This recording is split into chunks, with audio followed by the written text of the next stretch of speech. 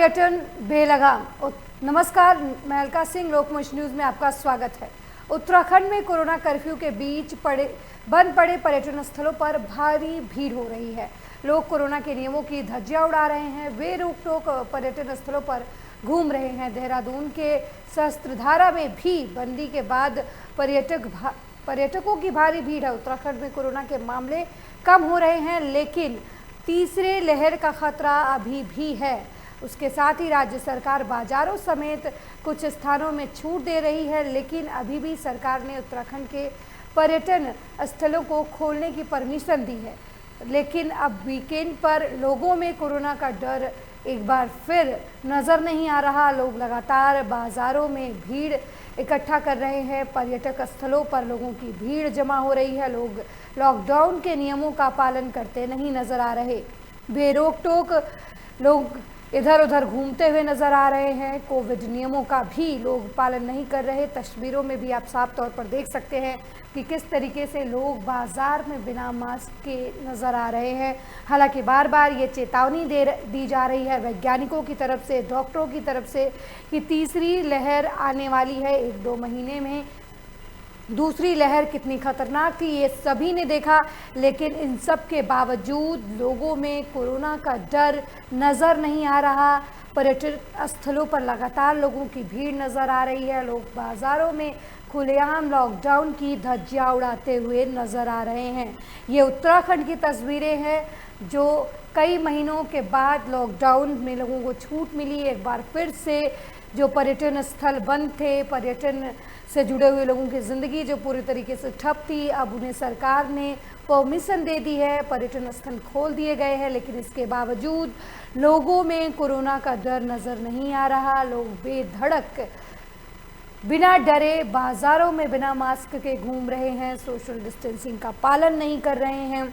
ये एक तरफ से किसी खतरे को दावत देने से कम नज़र नहीं आ रहा। गंगा घाट की भी तस्वीरें देख लीजिए। लोग लगातार गंगा में डुबकी लगा रहे हैं। भीड़ इतनी ज़्यादा है कि ऐसा लग ही नहीं रहा कि अभी कुछ दिनों पहले कोरोना की दूसरी लहर आई थी और जिसने कई हज़ार जिंदगियों को मौत के आगोश में धकेल दिया। मौत का वो डर शायद कुछ ही दिनों में लोगों के मन से निकल गया है, वरना तस्वीरें ऐसी सामने नहीं नज़र आती जो अभी फ़िलहाल देखने को मिल रही हैं।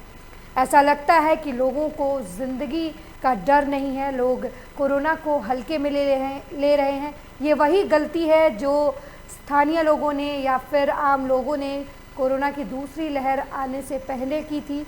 लोग बेधड़क बाज़ारों में घूम रहे थे, लगातार बिना मास्क के लॉकडाउन के नियमों का पालन नहीं कर रहे थे। और अब ऐसी ही कुछ स्थिति एक बार फिर उत्तराखंड में देखने को मिल रही है।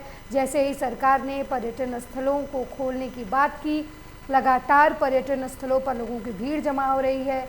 लोग लॉकडाउन के नियमों का पालन नहीं कर रहे हैं। ग्राउंड रिपोर्ट्स जानने के लिए हमारे साथ अलग अलग जगहों से हमारे ब्यूरो चीफ, स्टेट हेड जुड़ चुके हैं। Ram Gopal, bureau chief Uttarakhand Narsan border से हमारे साथ इस वक्त लाइव जुड़ चुके हैं। वहीं उत्तराखंड स्टेट हेड मनीष कागरान हरिद्वार से हमारे साथ लाइव जुड़ चुके हैं और हमारे संवाददाता मसूरी से शुभम लाइव जुड़ चुके हैं। सबसे पहले हम मनीष कागरान आपके पास आते हैं। उत्तराखंड में पर्यटन को फिलहाल सरकार की तरफ से मंजूरी दे दी गई है कि खोल दिया गया है। लोगों की मांग थी उत्तराखंड के लोगों की कि पर्यटन स्थलों को खोला जाए, लोगों को आने दिया जाए, क्योंकि उत्तराखंड की जो आर्थिक स्थिति है वो ज़्यादातर पर्यटन पर निर्भर करती है। लेकिन एक बार फिर बाज़ारों में, पर्यटन स्थलों पर लोग लॉकडाउन के नियमों का पालन नहीं कर रहे। तो आपको क्या लगता है कि क्या फिर लोगों में कोरोना का जो भय है वो समाप्त हो चुका है? बता दूं आपको कि जिस तरीके से धर्म नगरी हरिद्वार एक पर्यटन क्षेत्र है यहाँ पर, और आपने देखा होगा कि इससे पहले भी जो यात्री है यहाँ पर लगातार यहाँ पर आ रहे हैं।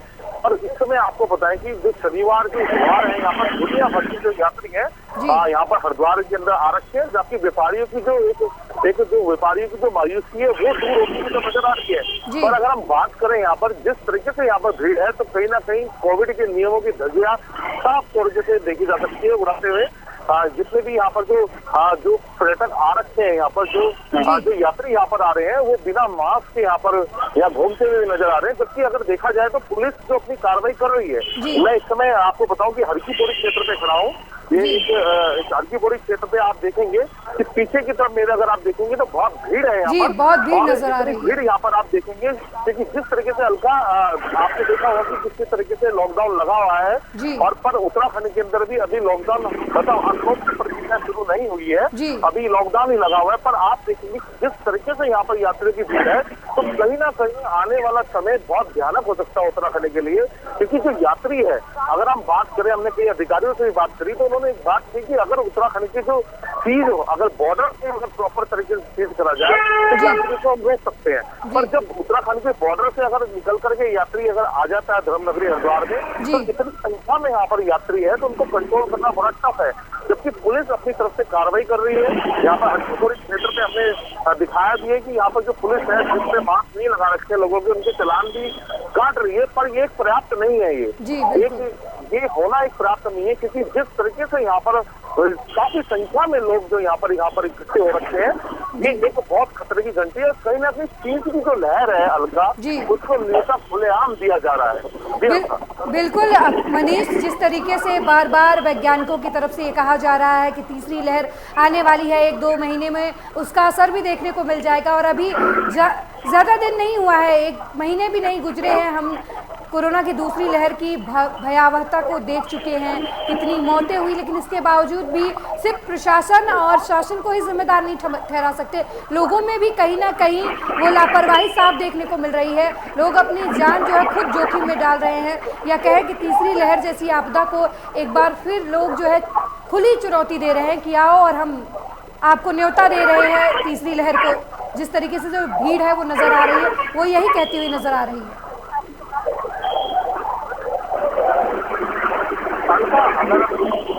अलका अगर हम बात करें धर्मनगरी की तो देखिए सबसे पहले पर्यटन स्थल है यहाँ पर अगर छोटे व्यापारी हैं और व्यापारी यहाँ पर जो होटल है, रेस्टोरेंट है, यहाँ पर जो होटल के जो कर्मचारी है, यहाँ पर अगर हम बात करें यहाँ पर जो पंडित समाज है तो सबसे पहले यहाँ पर सरकार को इसका वैक्सीनेशन सबसे पहले करना चाहिए कि इनका जितने भी होटल के जो कर्मचारी हैं, जो होटलों में काम कर रहे हैं, जो सर्वेंट है, जो यहाँ पर और जो टूरिस्ट जुड़े हुए लोग हैं, जो ड्राइवर है, उनका सबसे पहले वैक्सीनेशन करना चाहिए। क्योंकि जब भी ये यात्री इनके पास आता है तो इनके संपर्क में आता है। तो अब दूसरी बात अगर हम बात करें, सरकार ने गाइडलाइन जारी कर रखी है कि नेगेटिव आप रिपोर्ट लेके आए, कोरोना की नेगेटिव रिपोर्ट लेकर के आए जब भी आप उत्तराखंड के अंदर एंटर कर सकते हैं। पर अगर हम बात करें अलका, यहाँ पर अगर देखा जाए तो अगर यहाँ चेक करने लग जाए तो करीबन 80 से 90% ऐसे लोग होंगे जिनके पास नेगेटिव रिपोर्ट ही नहीं होगी।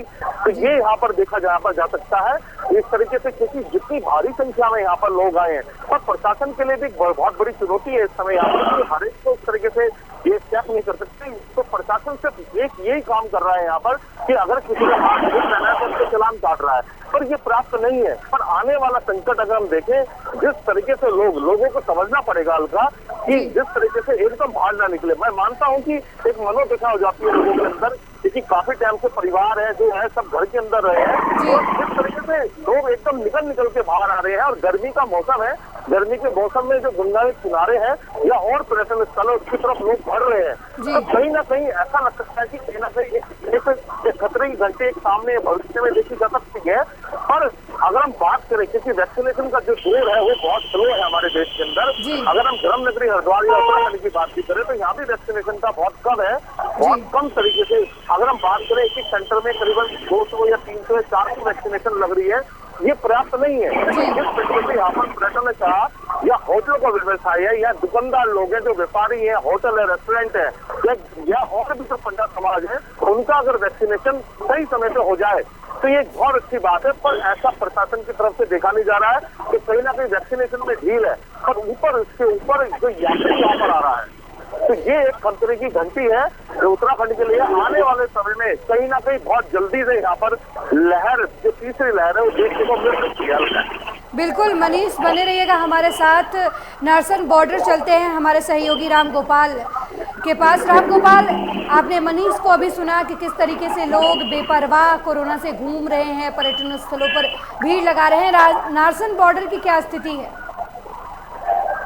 बिल्कुल अलका, देखिए जिस तरीके से प्रदेश में जो स्थिति फिलहाल, क्योंकि बात करेंगे हम इस समय भीषण गर्मी की, जिस तरीके से भीषण गर्मी प्रदेश में ही नहीं, हम अपने देश की बात करें, यदि और देशों की भी बात करें, जिस तरीके से टेम्परेचर जो बढ़ता हुआ है, तो कहीं ना कहीं जो सैलानी है वो अब हरिद्वार, ऋषिकेश और जो अनेकों पर्यटक हैं, यानी कि पर्यटक स्थल है, वहां का रुख कर रहे हैं। भीड़ किस तरीके से है वो हरिद्वार में भी अभी हमारे सहयोगी ने बताई है, क्योंकि जिस तरीके से जो यात्री है वो आ रहे हैं, लेकिन जो इक्का दुक्का एक कार्रवाई बॉर्डरों पे की जा रही है, चेकिंग, क्योंकि पहले जिस तरीके से स्वास्थ्य विभाग द्वारा एक टेस्टिंग की प्रक्रिया की गई थी, आरटीपीसीआर और एंटीजन, जो एक रिपोर्ट को लेकर के यानी कि यात्रियों का प्रवेश प्रदेश में होना है, उसको लेकर के एक प्रक्रिया, एक रूलिंग यानी कि गाइडलाइन सरकार द्वारा, स्वास्थ्य विभाग द्वारा बनाई गई थी, वो अब लचर-पचर दिखाई दे रही है। क्योंकि जिस तरीके से कुंभ घोटाले के बाद जो एक टेंडर जिस तरीके से कई संस्थाओं को दिया गया था, अब उनके पास से भी टेंडर जो है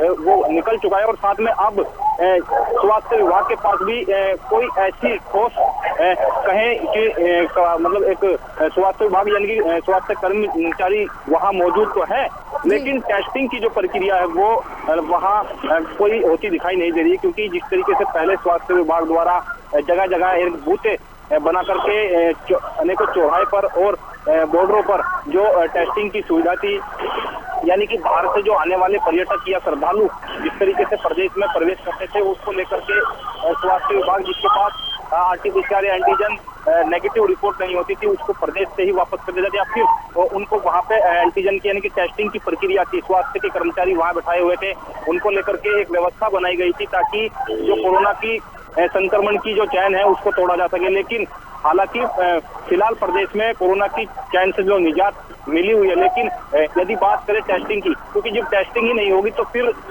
पॉजिटिव और नेगेटिव की संख्या प्रदेश में किस तरीके से देखने को मिलेगी, ये एक बड़ा सवाल है। स्वास्थ्य विभाग को इस पर ध्यान देना चाहिए और साथ में सरकार को भी, क्योंकि जिस तरीके से पर्यटक अब हरिद्वार, ऋषिकेश और गोमुख यानी कि केदारनाथ, चारधाम, हालांकि सरकार ने यात्रा पर जिस तरीके से कावड़ यात्रा है, अभी सावन का महीना यानी कि भोले शिव का जिस तरीके से ससुराल हरिद्वार माना जाता है, और जो सावन के महीने में कावड़ की जो एक श्रद्धालुओं के मन में जो रहती है, एक भाव जिस तरीके से, यानी कि हरिद्वार की बात करें, ऋषिकेश, गोमुख से लेकर के अनेकों प्रदेशों के हरियाणा, पंजाब और हिमाचल जिस तरीके से श्रद्धालु बाहर से आते हैं, और वो एक गंगा जल यानी कि गोमुख से लेकर के हरिद्वार से जिस तरीके से एक आस्था बहुत लोगों में जो है यहाँ श्रद्धालुओं बनी रहती है, और सड़कों पर जिस तरीके से एक बम बोल भोले के जो नारे यानी कि गूंज सुनाई देती है, एक मन मोहने वाली जो बात यहाँ देखी जा सकती थी। लेकिन पिछली बार भी कोरोना की वजह से जो है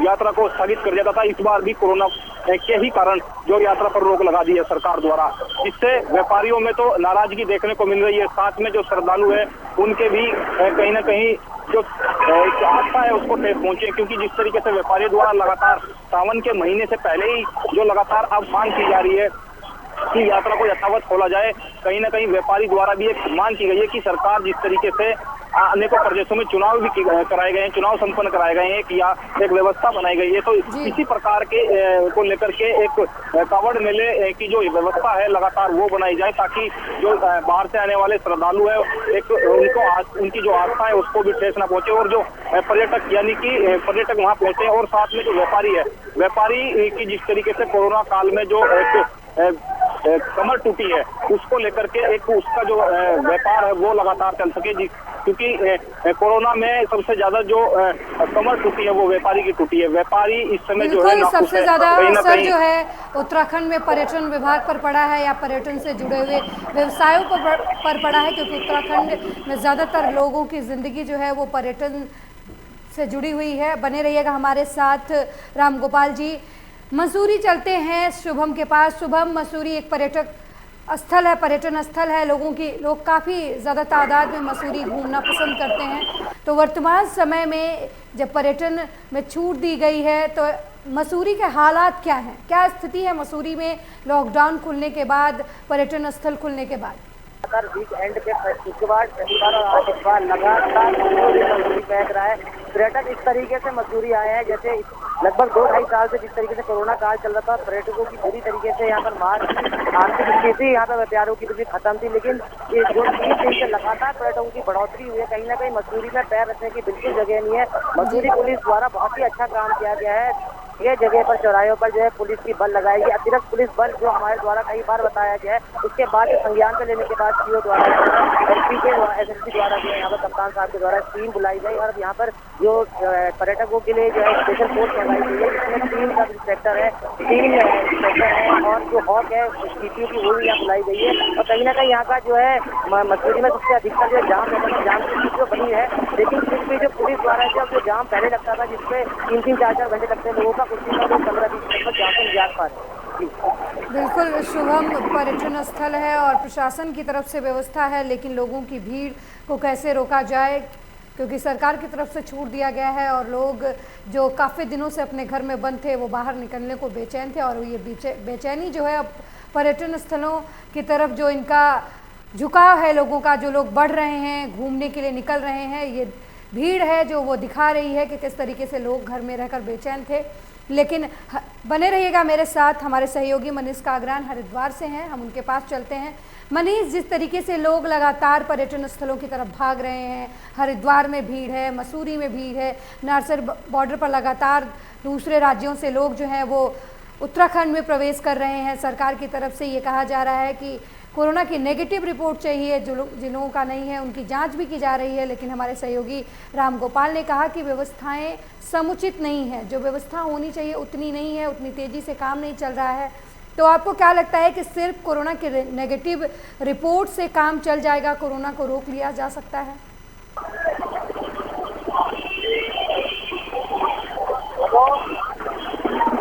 मनीष। हाँ अलका, बिल्कुल। देखिए, सबसे पहली बात यह है कि उत्तराखंड के अंदर आप पर्यटन, ठीक है, उत्तराखंड पर्यटन से विकसित रहता है, पर्यटन यहाँ पर जो लोगों का एक व्यवसाय है, पर कोरोना की एक तो महामारी है।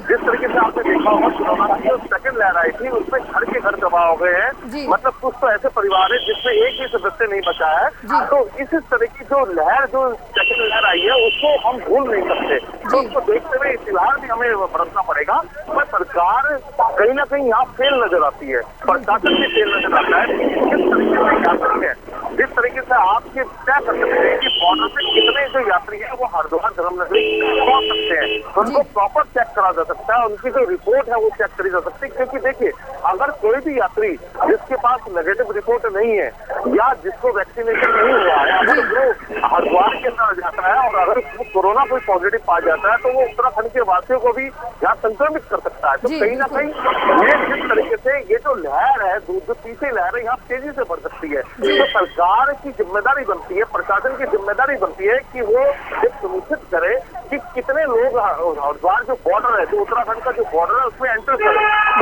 हमने देखा है कि जिस तरीके से हर की पौधे से यहाँ पर कदार है, जिस तरीके से यहाँ पर भीड़ है, तो लगता नहीं है कि इनके पास कोई नेगेटिव रिपोर्ट होगी, या जो प्रशासन है यहाँ पर जो वो उसके पास इतना बल नहीं है कि यहाँ पर वो चेक करते लोगों को। तो ये जो सारी व्यवस्थाएं हैं ये बॉर्डर पे हो सकती है। बॉर्डर पे अगर प्रशासन चाहे तो वहाँ पर मुस्तैद रह करके एक काम कर सकता है, कई चीजें वहाँ लगाई जा सकती है जिससे कि जो उत्तराखंड है, जो देवों की जो धरती है, उसको बचाया जा सके। यहाँ की जो वासी है, अगर देखिए हम वैक्सीनेशन का काम एक तरफ करते चले जाए, बहुत अच्छी बात है, वैक्सीनेशन तेजी से बढ़ाए, पर दूसरी बात यह है कि हमें ऐसे लोगों को, ऐसे यात्रियों को अपने उत्तराखंड के अंदर हमने प्रवेश करने देना है जिनकी या तो नेगेटिव हो या जिनके वैक्सीनेशन हो। इस तरह की कोई आधार बनाना पड़ेगा और प्रॉपर उसको ध्यान देना पड़ेगा, तभी हम इस कोरोना की जो तीसरी लहर है इससे बच पाएंगे।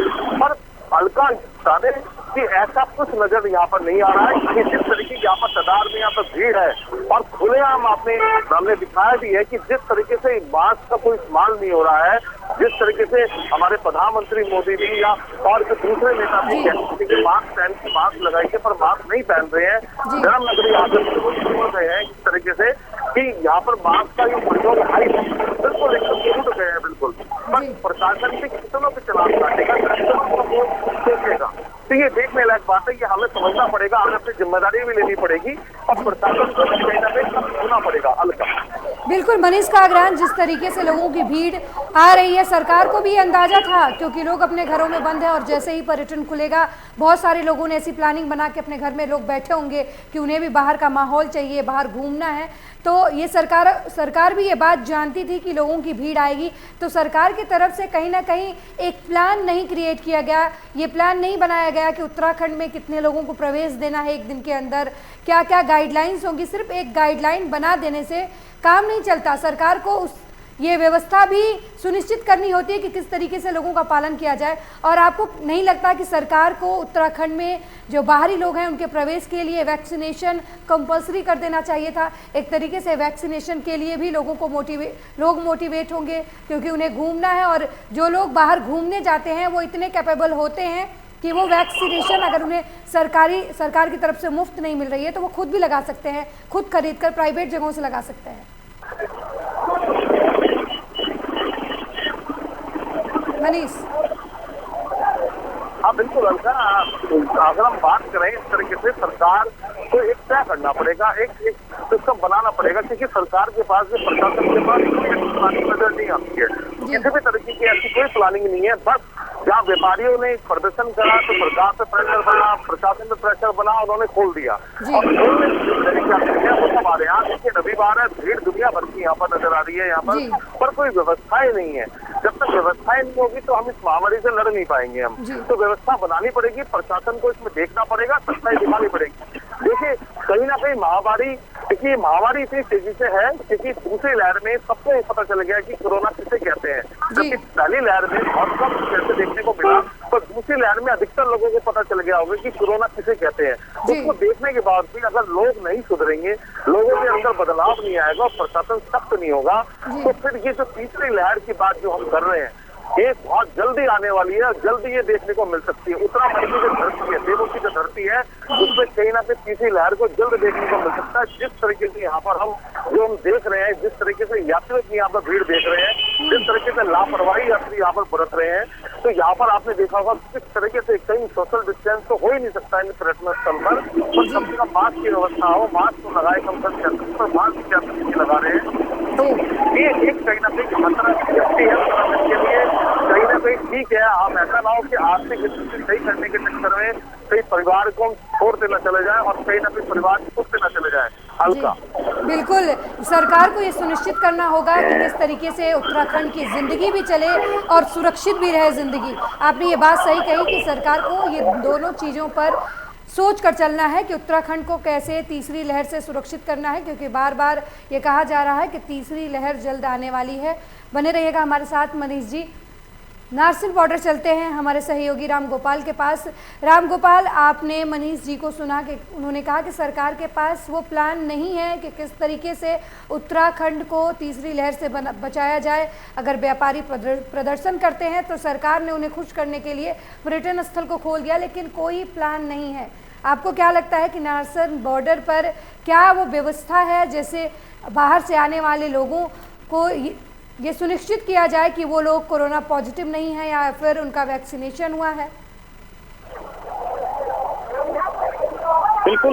बिल्कुल अलका, देखिए ये व्यवस्था तो सरकार को करनी चाहिए, साथ में स्वास्थ्य विभाग के जिस तरीके से कर्मचारी, यानी कि हम अकेले नारसन बॉर्डर की बात नहीं करते, क्योंकि इसमें जो उत्तराखंड की सीमा से सटे कई ऐसे बॉर्डर हैं, खानपुर बॉर्डर है और साथ में भगवानपुर के पास बॉर्डर है, तो कई अनेकों बॉर्डर हैं जिनको लेकर के एक यानी कि जो पर्यटक हैं, क्योंकि प्रदेश में जो सबसे मेन और महत्वपूर्ण कई उत्तराखंड के जो पर्यटक स्थल है, कई ऐसे स्थल है जहाँ श्रद्धालु बाहर से यानी कि दूसरे प्रदेशों से नहीं देश विदेश से श्रद्धालु आते हैं। तो उनको लेकर के ये कैसे पता लगाया जा सकता है कि ये पॉजिटिव है या नेगेटिव है? जिस तरीके से कुंभ में पहले यानी कि त्रिवेंद्र सिंह रावत के टाइम में जिस तरीके से सरकार ने एक ऐप बनाया था, पोर्टल ऐप बनाया था, उसको लेकर के रजिस्ट्रेशन करना होता था। रजिस्ट्रेशन यदि क्योंकि व्यापारियों की भी यही मांग है कि कांवड़ यात्रा को खोला जाए और साथ में जो एक गाइडलाइन है सरकार की स्वास्थ्य विभाग की कि उसके जरिए यानी कि वैक्सीनेशन और साथ में जो रजिस्ट्रेशन है यानी कि प्रदेश में आने के लिए रजिस्ट्रेशन उसी व्यक्ति को दिया जाए जो जिसके पास यानी कि आरटीपीसीआर और नेगेटिव रिपोर्ट हो। उसका ये अहम और एक स्वास्थ्य विभाग को इस पर ध्यान देना चाहिए, क्योंकि जिस तरीके से सरकार भी यदि स्वास्थ्य विभाग के साथ मिलकर के बॉर्डरों पर जिस तरीके से पहले एक गाइडलाइन के तहत जो कर्मचारी बिठा रखे थे वे उनके साथ में वहाँ एक टेस्टिंग की प्रक्रिया थी कि जिसके पास कोरोना पॉजिटिव रिपोर्ट है वो उसका प्रदेश में जो है प्रवेश मिल पाएगा। उसको लेकर के एक जो प्रक्रिया पहले बनाई गई थी उसी प्रक्रिया के तहत यदि प्रदेश में जो एक यात्रा को लेकर के जिस तरीके से सरकार ने रोक लगाई है, इस तरीके से अगर यात्रा चलाई जाए तो कहीं ना कहीं तो उस पर्यटक को भी एक योगदान मिलेगा और साथ में जो एक व्यापारी है उसको भी कहीं ना कहीं फायदा मिलेगा। क्योंकि जिस तरीके से अब कोरोना की तीसरी लहर भी संभावित बताई जा रही है, क्योंकि सरकार फिलहाल इस समय सीएम बदल चुके हैं प्रदेश में। पहले तीरथ सिंह रावत थे, अब पुष्कर सिंह धामी जो आज शाम 5 बजे राजभवन में जो है शपथ ग्रहण लेंगे। तो कहीं ना कहीं अब किस तरीके की तैयारी सरकार करती है आने वाले टाइम में, ये अभी आने वाला वक्त बताएगा वल्का। क्योंकि हालांकि जो श्रद्धालु है वो प्रदेश में लगातार यानी कि जिनका आना जाना वो लगातार जारी है, क्योंकि गर्मी के इस मौसम में जिस तरीके से श्रद्धालु पर्यटक देश विदेश से भी जो है अब हरिद्वार का रुख कर रहे हैं, क्योंकि हरिद्वार में सावन का महीना था। हालांकि सरकार ने इस पर रोक लगा दी है। ये भी आने वाला वक्त बताएगा कि सरकार इस पर क्या कुछ संज्ञान लेती है, किस तरीके की व्यवस्था बनाती है, ताकि बॉर्डर पर क्या कुछ व्यवस्था रखती है। जो तस्वीरें हमने आपको अपने दर्शकों को दिखाई है वो साफ बयां कर दी है कि जिस तरीके से जो लचर पचर व्यवस्था बॉर्डर पर दिखाई दे रही है वो बिल्कुल साफ है। बिल्कुल बिल्कुल आप सही कह रहे हैं कि जिस तरीके से स्थिति नज़र आ रही है वो यही बताती है कि प्रशासन और शासन की तरफ से वो समुचित व्यवस्था नहीं किया गया, ये सुनिश्चित नहीं किया गया कि उत्तराखंड में जो पर्यटक प्रवेश करेंगे उन्हें किस तरीके से सिस्टमेटिक तरीके से लॉकडाउन के नियमों का पालन करवाते हुए पर्यटन स्थल पर जाने दिया जाएगा। हमारे सहयोगी शुभम हमारे साथ मसूरी से हैं। शुभम, मसूरी प्रशासन की तरफ से क्या कुछ किया जा रहा है ताकि जो मसूरी है वहाँ पर कोरोना की तीसरी लहर से बचाया जा सके, क्योंकि अब पर्यटक भी आ रहे हैं तो खतरा जो दोगुना हो गया है कोरोना संक्रमण के फैलने का। तो आपका बता दो किस तरीके से मसूरी से हमेशा कहा गया है कि मसूरी के और